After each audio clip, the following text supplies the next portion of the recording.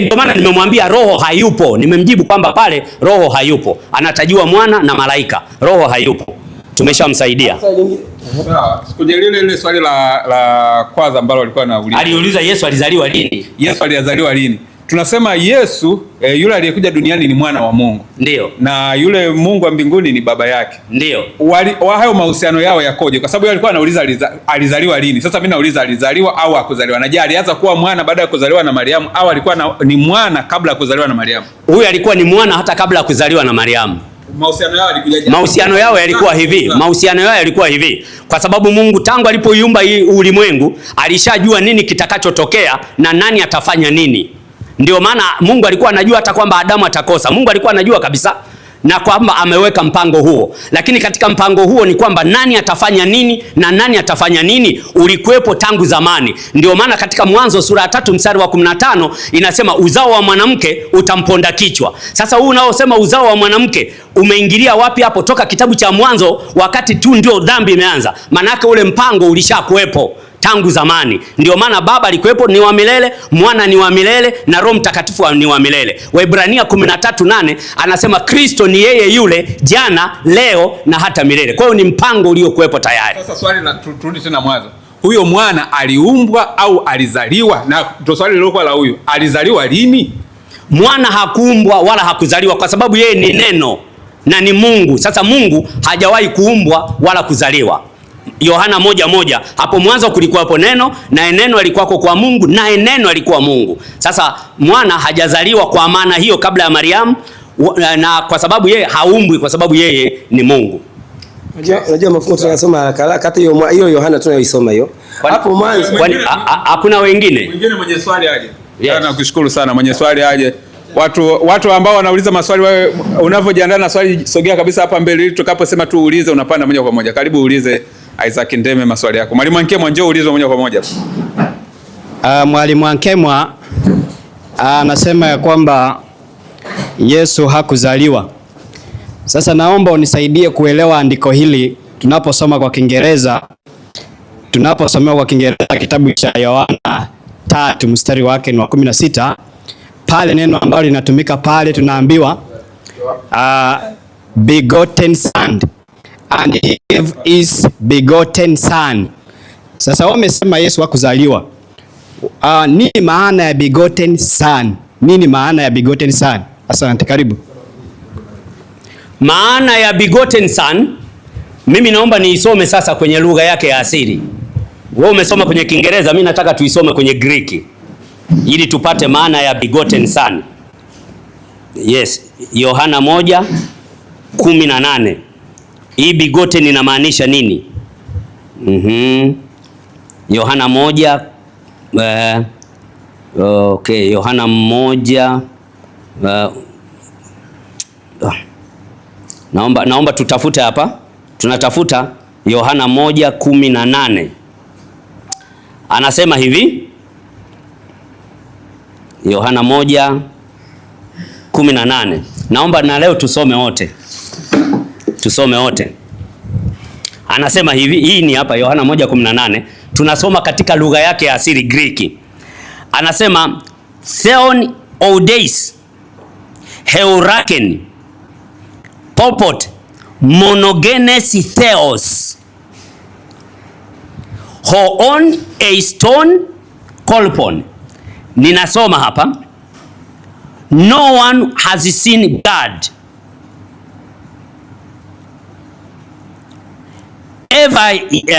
God ever yet, the only begotten. Begotten hili hapa neno monogenes theos. Lazima theos ni Mungu. Monogenes, mono kwa Kiyunani maana yake moja. Genes ndio tumepata neno gene, yani kinasaba. Kwa maneno mengine hapa huyu mwana maana yake ana kinasaba kimoja na Mungu. Monogenes theos ndio maana ya begotten. Ila sasa huyu akiwa monogenes theos, yeye aliamua kujishusha, ndio maana tunamuita mwana, lakini ni monogenes theos kwa lugha yake ya asili. Nafikiri umeelewa sasa. Kwa hivyo wamesema monogelos, wamesema ni jambo linalotokana na asilia moja na yule baba. Yes. Kwa hivyo Yesu ako na mwanzo ambao unatoka kwa baba. Mwenye mwanzo sawa na Mungu, yani kwenye chanzo kimoja, mono. Na kwa Kiingereza begotten. Sasa kwenye Kiingereza ndio hapo nikakwambia aliposema begotten, kwa maana kwamba huyu hapa, kwa sababu kwa kuitwa mwana yeye kajishusha, kajivua utukufu kwa mujibu wa Wafilipi 2:5-7, ndio sababu huko akaitwa begotten. Lakini ubigotten wake una asili moja hii hapa, monogenes theos. Kwa hivyo kwa mujibu wa ile andiko na tunaposoma Mathayo 3:16, sauti iliyokuwa inatoka mbinguni, hiyo sauti ilikuwa inadanganya kwamba huyu ni mwanangu? Hapana, ilikuwa haidanganyi. Ndio unisikilize sasa. Kumbe swali lako ndio linathibitisha hii monogenes theos niliyokuambia alijivua utukufu, kwa sababu hiyo ni sauti ya baba inasema huyu ni mwanangu mpendwa wangu. Lakini anaposema ni mwanangu mpendwa wangu, asili yao wote ni moja, ila tu mmoja aliamua kujishusha kidogo, na ndio maana anasema huyu ni mwanangu, manake yeye ni baba. Ndio ile Yohana 14:28 mlisikia nasema naenda kwa baba, kwa sababu baba ni mkuu kuliko mimi, kwa sababu baba hajawahi kuchukua mwili kama alivyochukua mwana ili aweze kujishusha na kuja kukaa na watu duniani kwa ajili ya ukombozi wake. Naomba uweze kunielewa hivi Bwana Mwankemwa. Hapo unasema vizuri ya kwamba ako na asili ya baba. Ako na asili ya baba. Tunapokuja kwa chanzo chake, inamaanisha huyu alitoka kwa baba. Sasa nataka tuelewane hapo. Alitokaje kwa baba kabla ya kujishusha ili awe na mwili ama akachukua mwili wa mwanadamu? Ilikuwa kuaje hapo? Alitokaje kwa baba? Maana tayari hapa inasema ako na asili sawia na ya baba. Hii monogenes ambayo vile ambavyo imesemwa hapa. Sasa kabla akuwe na asili ya baba, ilikuwa kuaje ndio akatoka kule? Asante sana. Ukirudi kusoma katika lugha ya Kiebrania, nashukuru umeuliza swali zuri na la kisomi na kupongeza. Hiki ndicho ambacho huwa tunasema Mungu ni Elohim Ehad. Sio swala la alitoka, yani kwamba alikuwa humu ndani alafu katoka. Tangu awali alikuwa Ehad. Ehad ni kama hivi tulivyo mimi na wewe hapa, rafiki yangu Isaac Deme. Sisi wote, mimi na wewe ni binadamu, si ndio? Lakini je, mimi ndio wewe? Siwezi kuwa wewe. Lakini sisi wote ni nani? Kwa hivyo unamaanisha subiri sasa. Sisi wote ni nani? Ni wanadamu. Ni wanadamu. Sasa ndio maana ya Ehad, ambayo hiyo Ehad unaipata kwenye Mwanzo sura ya 2 mstari wa 24, kwamba mume na mwanamke akawaita, yani wote anasema akawaunganisha wakawa mwili mmoja, yani mwanaume na mwanamke. Limetumika pia neno Ehad, lakini mwanaume sio mwanamke wala mwanamke sio mwanaume. Kwa hiyo unakuta neno Ehad limetumika kwa watu wa ndoa, mwanaume na mwanamke, kuonesha umoja wao, na neno hilo hilo ndio limeenda kutumika kwa Mungu kwenye Kumbukumbu la Torati 6:4. Shema o Israeli, Yahwe Elohim, Yahwe Ehad. Yani sikia Israeli, Bwana Mungu wetu ni mmoja, lakini huyo Bwana mmoja, ndani ya huyo Bwana mmoja kumegawanyika, ziko nafsi zaidi ya moja, Ehad. Na ndicho hiki ambacho kinaendelea mpaka huku. Na ndio maana nikasema sisi ni binadamu, lakini wewe ni kwa hapa sasa sisi wote ni wanaume, lakini wewe upo na mimi nipo, lakini wote ni wanaume. Ndivyo ilivyo. Ndivyo ilivyo. Kwa hivyo unamaanisha mwanzo baba alikuwa na mwana alikuwa kama vile ambavyo ametoa mfano. Ndio. Kwa sababu Yesu Kristo ni yeye yule jana, ni yeye yule jana, leo na hata milele. Kwa hivyo kama kuna jana yoyote kati ya wawili ambao wamesimama, ni nani mkuu? Waliosimama kwa lini sasa? Tumeelewana vizuri. Ndio. Baba amesimama hapa, mwana amesimama hapa. Ni nani mkuu, ama ni nani aliyekuwa wa kwanza kuwepo? Wote walikuwepo. Hakuna aliyetangulia kuwepo. Kwa andiko lipi? Waebrania 13:8. Hebu tusome. Kristo ni yeye yule jana, leo na hata milele. Kwa hiyo kama kuna milele yoyote unayoifikiria wewe, huyo unayemsema yupo. Kwenye hili andiko la Yohana 5:28, 14:28, Yesu anasema baba ni mkuu kuliko mimi. Anaposema baba ni mkuu kuliko mimi, anamaanisha nini?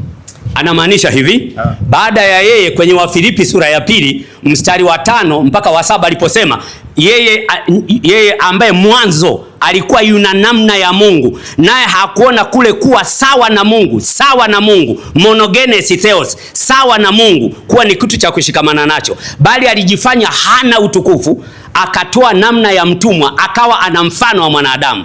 Kwa hiyo alipokuwa ana mfano wa mwanadamu sasa, ambaye ni nafsi ya pili katika utatu, ambayo ni mwana, ndio akaanza kuaddress Baba. Lakini katika usawa wao wako sawa. Kwa maana ya nini? Monogenes theos. Tunaporudi kwa mada yetu, wamesimama wawili hapo, ndio nataka tuzingatie.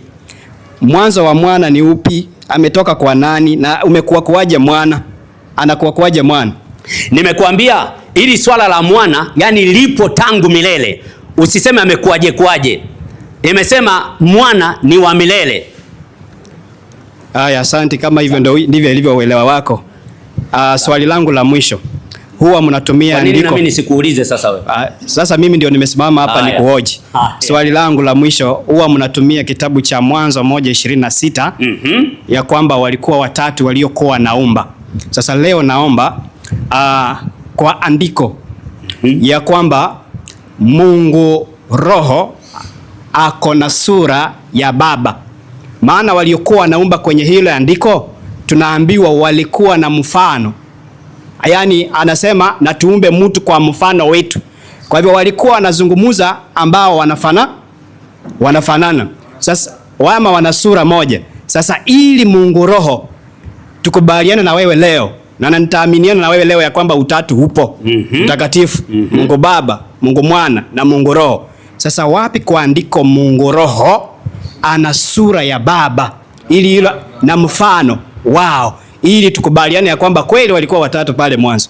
Asante, kwa sababu ukishasema Mungu, umeshasema Mungu ni Roho. Kwa sababu hata huyo tunayesema mwana Kristo naye ni neno. Neno ni Roho. Neno ni Roho. Kwa hiyo unaposema Roho is something neuter. Is neither feminine nor masculine. Yani subiri sasa. Roho haina umbile la kiume wala la kike. Ni neuter, lisiloambatana na upande wowote. Ndivyo Roho alivyo. Kwa hiyo mpaka Mungu alipokuwa anaongea pale kwenye mwanzo ulipouliza, hapana umbo lolote. Hapana umbo lolote, ni Roho. Mpaka baadaye ndio unaanza kuona sasa anapoanza mwana anaanza kusema naye neno alifanyika mwili. Yani anatoka katika hali ya roho, sasa anaanza kuja katika mwili ili kuwakilisha ile Emmanuel. Sasa uliposema kwamba wapi Roho, iliposema Mungu Roho naye ana sura, hiyo sura tayari iko pale. Nimesoma hapa Ayubu 33:4, Roho ya Mungu imeniumba. Wewe roho unaweza kuishika. Zaburi 104 mstari wa 30, waipeleka roho yako nao wanaumbwa. Roho unaweza kuishika. Kwa hiyo kabla alivyokuwa anasema na tuumbe mtu kwa mfano wetu na kwa sura yetu, hakumaanisha Mungu awe kama mimi nilivyo naumbwa. Maana yake ndani yako wewe roho yumo. Ndio maana tunasema huu mwili huu ukija kufa, tunasema huu ni mwili wa Isaac, lakini roho imemrudia Mungu aliyeitoa. Si umeona hapo? Kwa hiyo ni yule roho wa Mungu ambaye ameletwa ndani yako, ndio anakaa ndani yetu, lakini yupo, hana umbile la kama mimi na wewe. Kwanza Mwankema bwana, wacha tuache maandiko yajieleze. Usieleze maneno mingi pale na kupotosha maandiko. Tena swali langu lilikuwa hivi, pale kwenye ile andiko la mwanzo, na hapo ndio bado narudi. Na naomba kama hakuna jibu useme tu hakuna. Kama hakuna andiko useme tu hakuna. Maana pale panasema na tuumbe mtu kwa mfano wetu. Sasa unataki useme kwa mfano wetu wa nini? Ama si hapo andiko hakuna yenyewe unasema ya nini? Hapo iko andiko liko wazi. Na tuumbe mtu kwa mfano wetu. Sasa huo mfano ukoje ili tuone kama ule mfano waliousema roho hayupo? Haya, nisikilize. Nakusikiliza. Sasa lazima tuache maandiko yajieleze. Ni nani aliye na mfano wa Mungu? Ndio nikauliza swali. Andiko moja, Mungu Roho ana mfano wa Mungu Baba ama sura ya Baba. Maana kwa mfano mimi nitatoa andiko, maana tunakubali Yesu ni Mungu, maana ako na asili ya Mungu, tena yeye ni mfano wa Mungu. Kwa mujibu wa ile andiko wa Kolosai 1:15 tunaambiwa naye ni mfano wa Mungu asiyeonekana, mzaliwa wa kwanza wa viumbe vyote. Hapa tayari tumepata kwenye mwanzo. Tunaporudi kwenye ile andiko tunaona aliyekuwa na Mungu, aliyekuwa na sura ya Mungu ama mfano wa Mungu wa kwanza kwa mujibu wa maandiko ni wa Kolosai 1 15 ambaye ni Yesu. Sasa huyu Mungu Roho ili awe ahusike pale kwenye mwanzo kwa uumbaji, wapi andiko Mungu Roho ana mfano ama sura ya Mungu kama Yesu alivyo mfano na sura ya Mungu?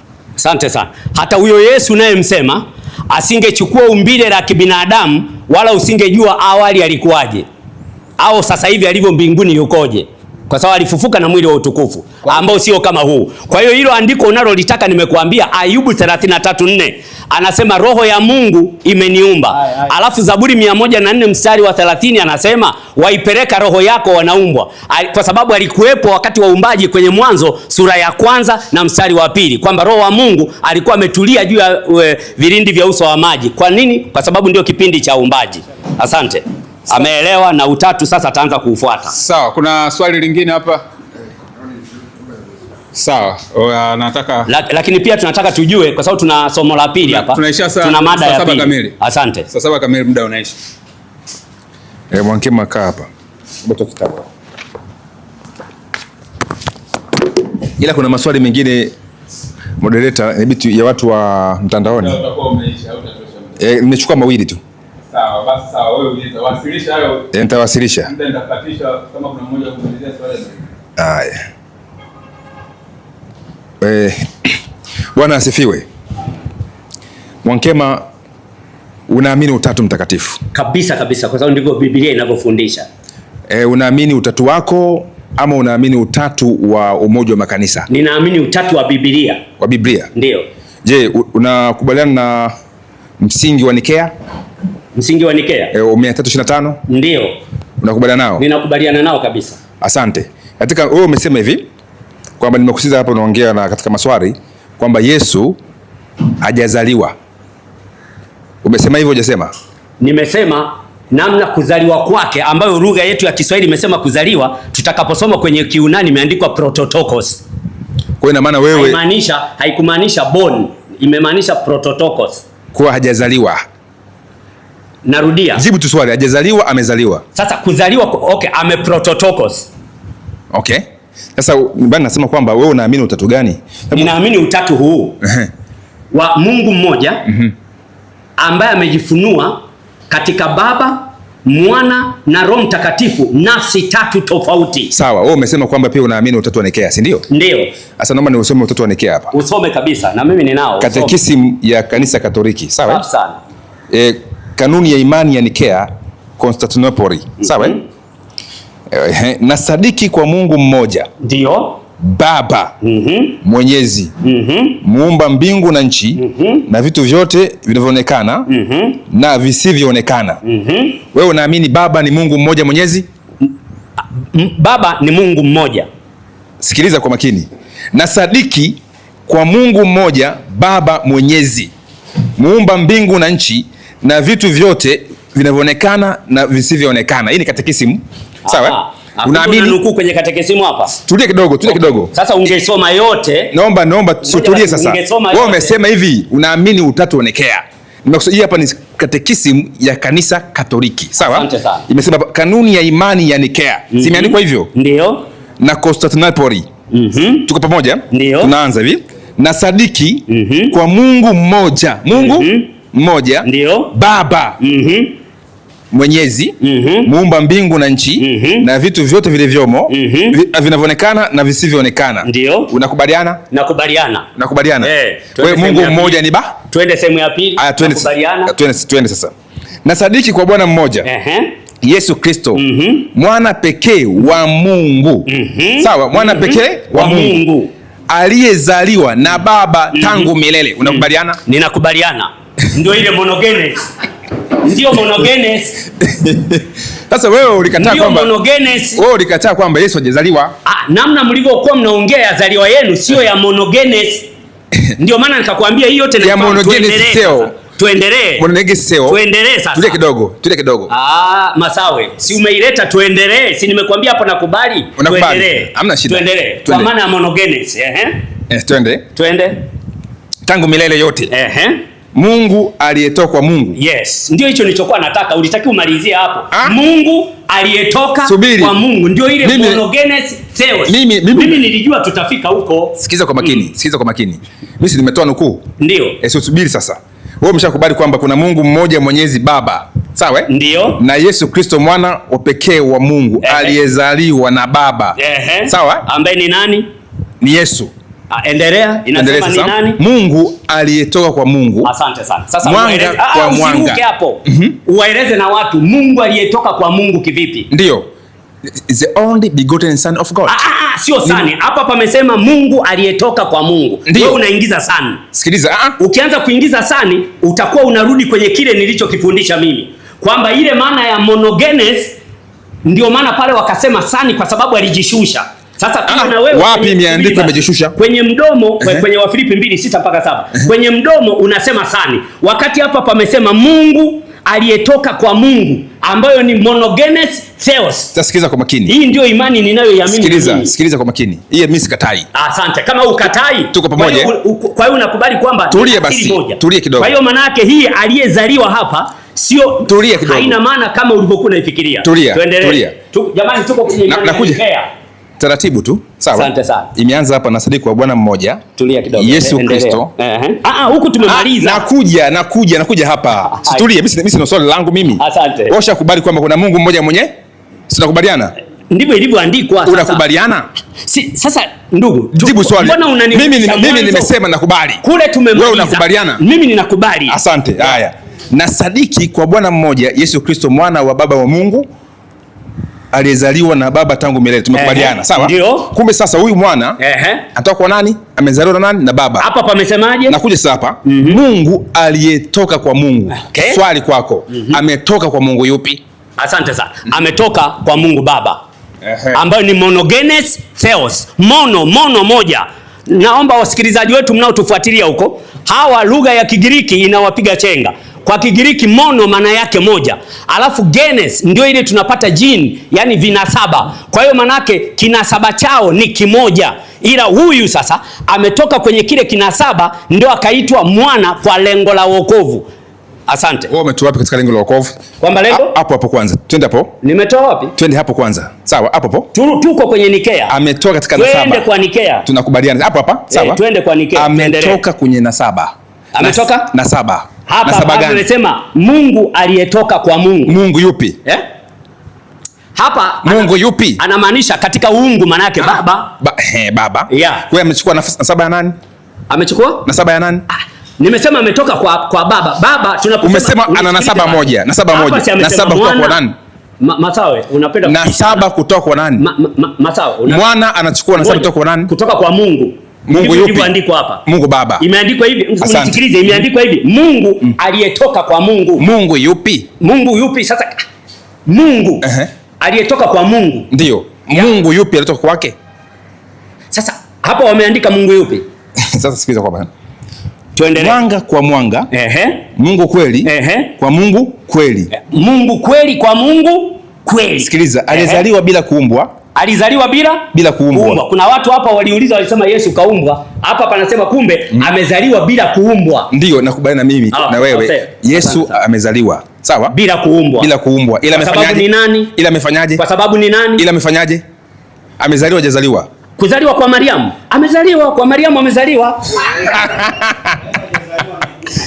Sasa wewe anapinga Nikea, imani ya Nikea. Sio kwamba napinga imani ya Nikea. Hapa ni imani ya Nikea imesema amezaliwa na Mariamu. Naomba unisikilize. Amezaliwa na Mungu. Masawe, naomba unisikilize. Jibu swali. Katika imani ya Nikea, Yesu amezaliwa na Mungu, amezaliwa na Mariamu. Hapa. Hii unayosema wewe ya kuzaliwa hiyo nimekuambia ni prototokos.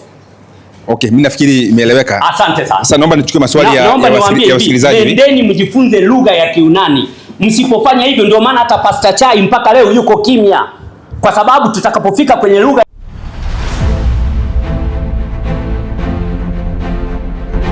Warning Voice of the Last Days, sauti ya ukweli.